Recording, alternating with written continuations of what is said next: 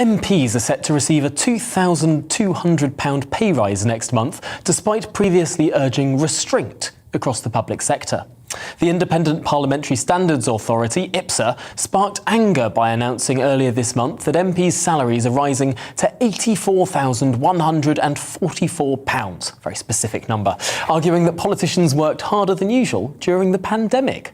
Well, joining me now in the studio is Danielle Boxall. She's the media campaign manager at the Taxpayers Alliance. Welcome to the programme. And of course, Charlie Peters is still with us as well. Danielle, I can't imagine that the Taxpayers Alliance is particularly ecstatic about this bumper pay rise for MPs. Well, no, we're not, Tom, and thank you for having me on the show, by the way.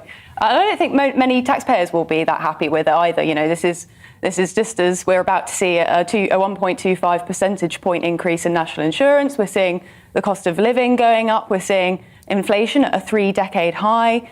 We're seeing wages being cut by 1% in real terms. You know, people are really struggling at the moment, and things are only going to get worse in the next few months. So I think people are going to be quite annoyed that, you know, MPs are getting a nice pay rise to go alongside it. Although I suppose if we're looking at inflation at the rate that it is, we're seeing inflation potentially even reaching double digits by next year.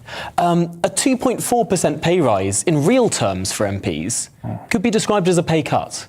Yeah, that is true. But, you know, this is considering that MPs' pay is, you know, currently at £81,000. It's going to go up to £84,000. I think a lot of people, you know, given that the fact that the national sort of average wage is about £31,000, I think a lot of people will think that's not a fair deal, you know, that's not too bad. They seem to be okay.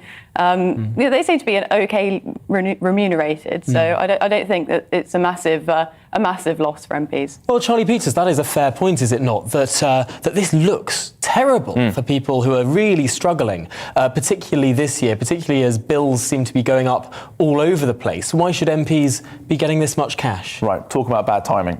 He couldn't have picked a worse time to push this announcement through. And sometimes I feel as though they make these announcements deliberately to try and stoke up as much kind of anti-MP anger. They choose them very badly, I think. But look, I mean, I've long been a proponent of rising MP salaries. I think they should be paid more. You've heard from me on this show, in fact, saying that actually quite a lot of the time, I think that the poor representation that we suffer in Parliament is often due to the fact that people look elsewhere for their careers because they see 84 grand and they think, well, you know, I'm a highly qualified manager. I could pick up 6 figures in the city instead. Why should I endure a life of online harassment and you know, daily attacks from the media in exchange for such a paltry sum? But okay, I'm starting to wheel back a bit from that position, especially in light of, you know, cost of living crisis and taxation rises, national insurance. I think really we should find a middle ground here where MPs can enjoy a bigger slice of the cake if they make the cake bigger for all of us too. That is an interesting point, because I believe the Taxpayers Alliance has proposed exactly that idea, sort of pegging MP pay to growth in the economy. If the economy grows, if everyone's doing well, MPs' pay can grow. But if there's a recession, if the economy shrinks, MP pay could fall. Is that still something that the TPA is pushing? Yes, yeah. So what we propose is that MPs' pay is linked to GDP per capita, which is set within brackets of 5%. So it wouldn't go up, you know, too much, and it wouldn't go down too much either. So you wouldn't see MPs suddenly massively out of pocket if, you know, given the pandemic or something similar were to happen. You know, that would obviously not impact MPs' living standards too much. But yes, it would, I think, focus MPs' minds to make sure that they're really, you know, making everybody's lives better, because of course, you know, the economy growing is what we really need coming out of the pandemic. I suppose one of the criticisms of that approach is it might encourage short-termism. Lots of government spending, for example, to rev up the economy, perhaps overheat the economy, which may cause a crash a little way down the line, but by that time MPs may well be out of office anyway. Is there a short-termism problem here, Charlie Peters? Yeah, I think there is that issue as well. But look, any opportunity that pushes you know, the public sector's mind towards economic growth must be taken as good. I think there is a complete devoid of conversation about growth in politics and policy in all these areas. We seem to talk more about divvying up the slice of the cake more than growing it in all areas. I mean, so even if, right, there is a short-termism issue and a failure to make sustainable growth, this is a small cost for what actually is putting growth back on the conversational table, and it's long overdue. So looking at IPSA, this body that was established, I believe, around the time of the expenses scandal in the first place, trying to take discussions like these away from TV shows like this, trying to make a sort of independent body so MPs couldn't vote themselves pay rises.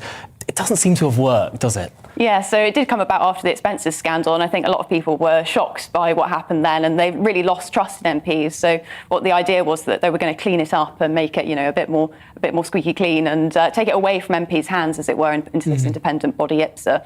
But I think it's only really done half the job, because the way that they PEG MPs pay now is to public sector pay, which MPs do have an actual sort of, they have the ability to change and they have the ability to vote. But that only makes up one part of the economy, of course. There are lots of elements of the economy that aren't taken into account that, MPs do have a significant say over. And I think they should be included. That is extraordinary, given that a healthy economy, I suppose, you'd want the bit that generates the tax revenue to be larger than the bit that takes the tax revenue in terms of funding it. I wonder, what other tweaks could we make if we're not going to go for wholesale reform this Parliament of the system? Although the GDP pegging idea, I think, is one that is certainly interesting. And by the way, gbviews@gbnews.uk, do get in contact if you have any ideas of your own to anyone listening to this conversation. But are there any other tweaks, Charlie Peters, that we could make in short order?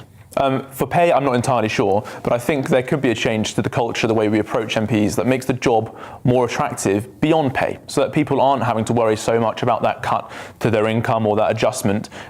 People are concerned also about their living standards and how they're going to be treated on the street, how they're going to be treated online, and whether or not, say, journalists like you and I are going to attack them for every decision they make and every sofa they expense or whatever it is. If we allow a certain degree of comfort in their lives and don't make them feel so, obstructed, and we attack them if they expense some biscuits or some coffee or something like that. These are small problems, and actually we should make their lives a little bit better. Well, Charlie, you are sitting next to a representative from the Taxpayers Alliance whose raison d'etre is to attack MPs if they charge taxpayers for a coffee or a tea. What do you make of making MPs' lives easier? Well, I do think it's important that we remember that MPs are very important people. These are very privileged positions that they hold, so we should treat them with some respect. But likewise, that should be not, all in one way. It should be in both directions. MPs should treat taxpayers with respect as well. And, I take your point about expensing a coffee or biscuits here and there, but these things all add up. And, 2 years ago, we found that government generally wastes over £5.6 billion of waste every single year. And that's just, scratching the surface, really. There was only a small team that were able to investigate that. So there's a lot of waste out there. And, a few things here and there might not seem like a lot, but it all adds up in the dueness of time. So. Well, finally, in this conversation, let's turn to the bigger picture. We have been focusing on just 650 individuals for the entirety of this conversation. And although it's a big symbolic issue, in the grand scheme of tax and spend in this country, it doesn't scratch the sides. What should be done about the cost of living crisis? The Chancellor is making a spring statement in just over 1 week's time.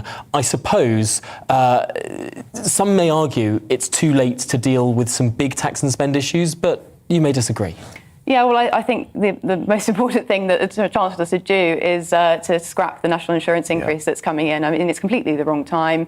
The measures that he's outlined to help people with the cost of living crisis, the sort of rebates and this sort of loan that he's given to people, it amounts to £9 billion. And the increase in national insurance will bring in £12 billion. So why is he taking away with one hand and giving with the other? He could have just scrapped both elements and saved all the paperwork and the bureaucracy and just let people keep more of their own money that they've earned. And in the final 30 seconds, Charlie, final word to you. Well, I completely agree with what Daniel's just said about the national insurance concern. But further, we have this disastrous cost of living crisis on energy in particular.